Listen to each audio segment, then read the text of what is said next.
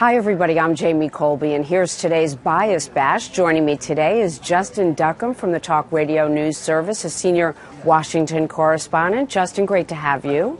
Jamie, great to be here as always. What is all this talk about Hillary Clinton? That's a good question, and this week we got a little bit more fodder for this whole kind of 2016 speculation.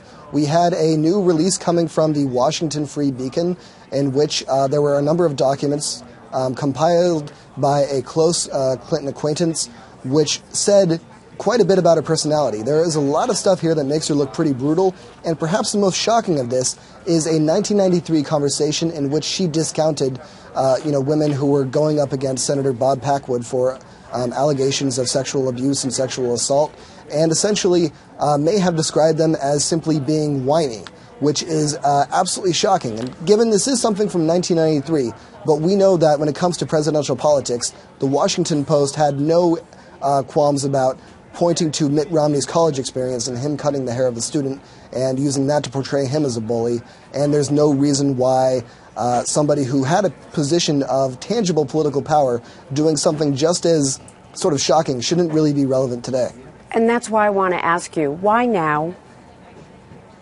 That's a very good question. I think, of course, it comes down to the inevitability argument of Clinton coming out. There are a lot of people on the GOP who are sort of loading their cannons and trying to find something to take Hillary Clinton down with. And unfortunately, the media doesn't seem to be responding to this, even when it is something that is actually important, like a quote like this. This is something that actually occurs again in Clinton's lifetime. In October of 2012, she was giving an interview with Mary Claire magazine wherein she said that she was tired of the women who were whiners in reference to, some women who were posing the question whether or not they could maintain a successful career with their family life, which really is sort of shocking and really kind of smacks of the whole 47% thing, since it's somebody who has a certain level of privilege, somebody who had a good number of breaks in life, sort of holding her nose up to those who, unfortunately were not able to maintain the same level of success. And it really just speaks volumes about her personality and raises a question, what exactly Clinton needs to do in order to get any sort of, skeptical scrutiny from the media. But at the same time, they're just allegations.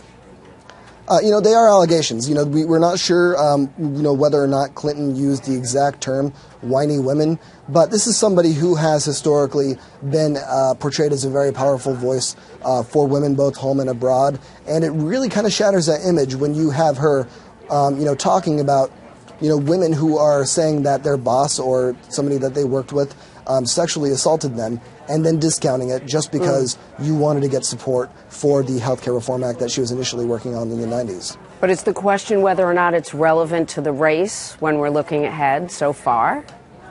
I think it is relevant. I think Clinton has a long biography. I think you can look back to her past and draw certain, cues about her personality and what she believes in. And I think it is relevant at the end of the day, especially as the media continues to ignore other Democrats who are in the wings who could possibly be contenders. And it's just not right.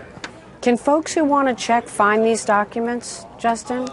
This is on the Washington Free Beacon. They released a summary of it. This was something that was composed between Clinton and her close friend.